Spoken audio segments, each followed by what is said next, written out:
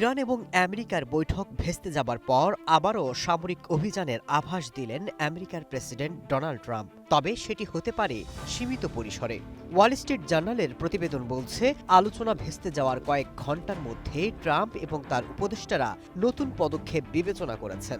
এর মধ্যে হরমুজ প্রণালীতে অবরোধের পাশাপাশি সীমিত সামরিক হামলারও বিকল্প হিসেবে দেখা হচ্ছে।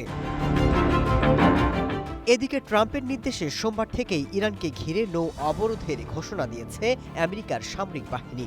জানা গেছে, ওই অবরোধ সব দেশের জাহাজের ক্ষেত্রেই সমানভাবে প্রযোজ্য হবে। এতে ইরানের সব বন্দর এবং উপকূলীয় এলাকায় যাতায়াতকারী জাহাজ অন্তর্ভুক্ত থাকবে। তবে ইরান বাদে অন্য দেশের বন্দরে যাতায়াত করলে বাধা দেবে না আমেরিকা।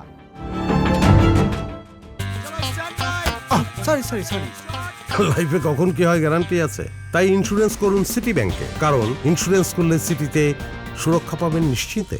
এদিকে ট্রাম্পের হুমকির জবাব দিয়েছেন ইরানের পার্লামেন্ট স্পিকার এবং ওয়াশিংটনের সাথে শান্তি আলোচনার প্রধান আলোচক মোহাম্মদ বাঘের গালিবাফ।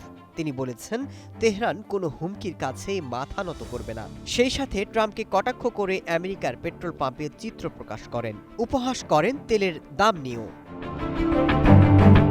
এদিকে ট্রাম্পের হরমুজ অবরোধের পাল্টা হুঁশিয়ারি দিয়েছেন দেশটির সামরিক বাহিনী আইআরজিসি।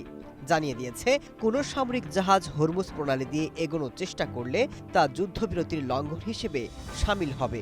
সেই সাথে তারা ইরানের হামলারও শিকার হবে। Masud Rana, one international desk.